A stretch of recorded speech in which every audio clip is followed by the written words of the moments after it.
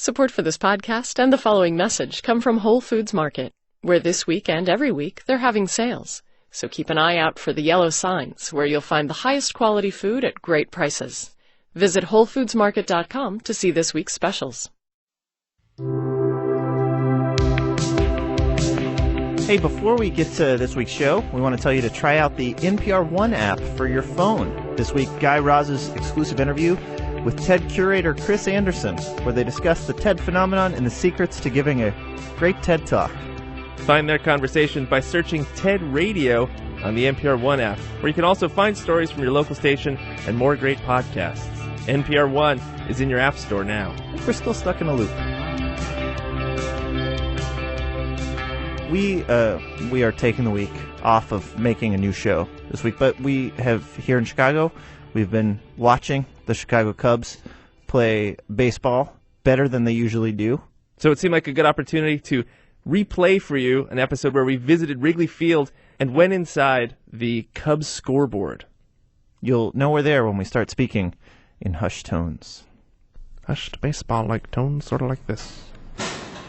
All right, my name is Darrell Wilson. I'm a groundskeeper, scoreboard operator. So we should say we're inside a scoreboard. You're the one who changes the scores as people get hits during Cubs games. Right. I control. Only game that I don't control is the Cubs, but every other game I'm in control of, just setting up the numbers and make sure the guys put the right scores in, zeros, pitching changes, and final scores. If you haven't seen the scoreboard, it's not a jumbotron, it's all analog. Yeah. So when you're at a game, if you look at the scoreboard, all of the scores of all baseball games happening in the country are displayed there, and they're put up by Darrell and his crew. They're all flipping over the numbers. Yeah, it's kind of like Vanna White flipping over the letters on Wheel of Fortune if Vanna White was standing behind the big thing of letters. But you couldn't see her in her pretty dress, her beautiful blonde hair. All right, this was like, right now I'll be changing the bottom of the ninth, and it's a 12 by 12 inch plate, maybe weighs about 2 pounds, metal, but it's really pretty sharp edges too. You have to hit it to pop it out, and it slides down. So when you flip it back over, you have to slide it back up with your hand on the edge. You want to get it in there, and sometimes you can't get in there real tight, so you start wiggling it, and if it don't go in, like this one, this is where you start getting cut at. So, there you go. Those are the difficult ones. All right. So what did you just do? I was just adding a zero on the bottom of the ninth. This will be the Miami-New York game, that was just put a zero in the bottom of the ninth for New York. You know, sometimes, especially late in the season, a lot of people are watching these scores. Do you ever turn over a number and then hear from the crowd? Oh, yeah, man. Yeah. Like maybe a couple weeks ago, I had a 2 upside down for like 2 innings, man. I had no idea it was upside down. And people were screaming, I'm not paying attention to them. And they're pointing at me, and I'm like, what? And they're like pointing at something else, and I get a phone call like, you got a 2 upside down. I think you need to change it. Phone calls are bad up here. You don't want this phone to ring, man. Whatever happens, so you got to try to pay attention all the time. As a fan, sitting here in the seats that I guess you sit in when you're not running around, you get a great view of the field. Yeah, you see everything, man. You see from the upper deck, bleachers, box seats. I mean, you got to view the entire park in like a panoramic type view. Yeah, and we're almost, I guess, dead center in center field. Do you ever get balls hit out this way? Nah, they don't even come close. One guy, Glenn Allen Hill, was the closest I've seen. It went past the first floor window, and it hit the apartment across the street. But that was the closest I ever seen. I realize this is not only a great place to watch the baseball game. This is probably the only place in the stadium where you can see all the spectators. What's the craziest thing you've ever seen happen in the stands? It's a lot of crazy stuff I've seen. I don't know, the guy washing his hair in beer. Yeah, I see the guys taking baths in beer, different kind of shirts and stuff. A lot of flashing going on. You see the guys sneaking in the booze bottles. You see them passing it behind. The guy's got a pint over there. The guy's got he's got a fifth over there or something like that. Oh, wait, so you have a pair of binoculars there. Yeah, that's right. I'm going to watch this. Now, the binoculars are for the pitchers' numbers. When we change the pitchers, it's hard to see their numbers sometimes, so we use just that purpose only. That you've never looked at anything else through those? No, absolutely not. No. You know, you said you don't get to watch much of the game. Has it ever happened though that it's just an amazing night and you get a little bit distracted? Oh, all the time, man. That's bad, especially when I like in them playoff races. You sit here and watch, and I'll fall behind like 6 games. So I'm sitting there like, come on, we're cheering on, and I'll hit that. Before we had the laptop, we had ticker tape paper. So you sit here and you hear it going, and you're watching the game, and you turn around, it's like 10 feet behind you. You got 10 or 20 feet of paper you got to read through, and that takes a while to catch up. So these the numbers, these slates you call them, these metal slates, they got sharp edges. Do you cut yourself on these? All the time. You're gonna bleed when you come in here, man. I mean, when you banging these plates, sometimes you got to punch them, kick them. They kind of get rough because it's so old and a little rusty. Sometimes you got to beat them in. You got to get a little rough with them because they will get rough with you if you don't know how to handle them. So as many as 12 baseball games will be going on this scoreboard at the same time. And when a game's on, it's really hot in here. It's just guys yelling at each other. It's chaos. And I'm in here screaming, Freddie, top game. And he's like, what? And I'm like, Freddie, top game. Bottom of the 7th. He said, top of the 7th. I said, bottom of the 7th. And that's that's constantly every Sunday and every night game. And it's hard to hear. So these guys keep saying, what? Next thing you know, you get a phone call. And like the Sox didn't score in that inning. Like, damn.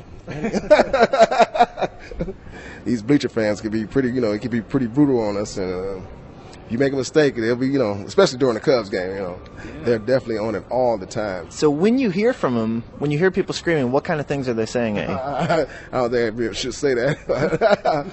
Like, get your head out of your ass. What are you guys in there doing? I mean, sometimes guys start throwing stuff up at the scoreboard, like peanuts and stuff like that. So, cups, and you can hear them banging. They can hear them banging on the bottom of it. On the bottom of the digital readout board that's right below this. We can hear them hitting that, and then we'll know something's wrong. We'll look out the window. You'll see a guy pointing up here and he's screaming obscenities and calling you all kind of this, that. The game will be. We sit in the scoreboard, so everything. Normally when you write, it's from left to right, but in here it's from right to left. So if I would say this would be the bottom game, the 2 bottom places we're sitting on this floor, put a 0 on top of the first of your bottom game. So this would be the bottom game, right? Nope. And here we're the opposite. Oh, so this is the 9th inning. By the way, don't worry if you're not following this. It's super confusing. That's kind of the point. It's amazing these guys can keep this all straight. You got to get up and move now. 6, 5, 4, 3, 2, 1. Okay. This one locks it in. It's like a little wing nut. You want to turn that either way. Pull the board plate out, flip it around. You want to lay it right in between those 2 slots. Slam it in. You're gonna push in real hard to lock it. There you go. That's it. That's how we do it. That's it. How'd that feel? Good. I didn't cut myself. You hit the edges yet. The edges are sharp. Do you have scars from everywhere? Yeah. Everywhere. You don't want to wear shorts up here either. You want to have some kind of pants on because these edges, you'll kick them. They'll fall on you. Hit your toes. You want to wear some nice, sturdy gym shoes. If you drop one of these plates on your toes, man, that's pain. That's serious pain. I mean, I'm sure the team has good trainers and stuff take care of their injuries. Do they ever take a look at your toe? No. No, you just grin and bear it, man. Just try to make it through the day when the Cubs win. Because it hurts even more when they lose. That bit's like, I got hit by this plate and the Cubs lost. You get kind of pissed off, my brother. You got to be hurt a lot, I guess. That's funny. That's nice.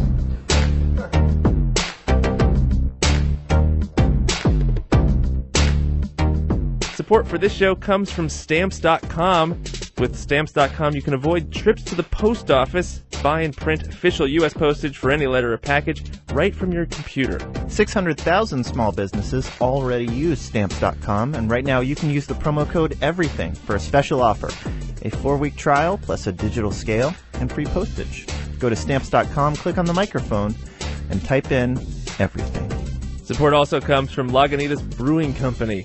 Lagunitas began doing everything on a kitchen stove in Northern California in 1993. From actually getting beers into bottles and onto the streets, Lagunitas looks to the future, from expanding the Petaluma Brewery to building a second in Chicago, and soon a third in Azusa, California. Lagunitas could probably make good beer on the moon if needed. Because wherever you go, beer speaks, People mumble. More mumblings at Lagunitas.com.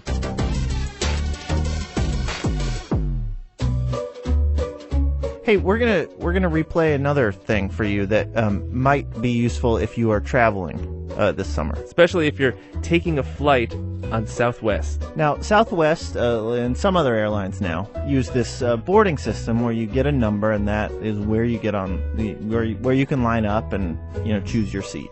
They don't have seat assignments. They don't tell you specifically where to sit. Right. And I have a way to beat this system. All right, what is it? So, most of these planes, they have 3 seats on either side, a window, middle, and aisle. And I think your impulse tells you when you get on the plane to find an empty row and get in it. Right. But what you want to do is you want to find a row with one person in it. Ideally somebody who looks sick or somebody who has a baby maybe. Just the kind of person that generally you don't want to sit next to on a plane. Take the other seat with them, with a middle in between you. So if they're in the aisle, I would take that window seat. Right. And the thinking here, because we haven't talked about this, the thinking here is that no one else is going to want to sit in that middle seat right next to the gross person. Yes, if by the grace of God it's not a full plane, that gives you your best chance to have an empty seat next to you. You have to sit next to a sick person or a baby. What do I do, though, if someone does that to me? What if I'm sitting in a row and someone takes the seat opposite me? Life is filled with opportunities for self-examination. Am I gross? Yes.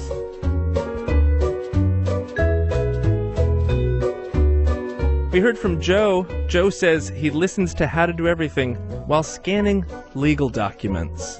All day, he scans legal documents. Joe, these next 15 seconds are for you. Joe, I think the perfect song for you is Judas Priest's Breaking the Law. Breaking the law, breaking the law, breaking the law. Do you think he's just scanning them with his eyes? Like he's not reading them closely? He's just kind of going over them kind of quickly? Yeah, it's a weird job, but secure. Hey, Joe, did you get that brief on the Tennyson case? Yeah. I just kind of skimmed through it. Would you say you scanned it, Joe? I definitely scanned it.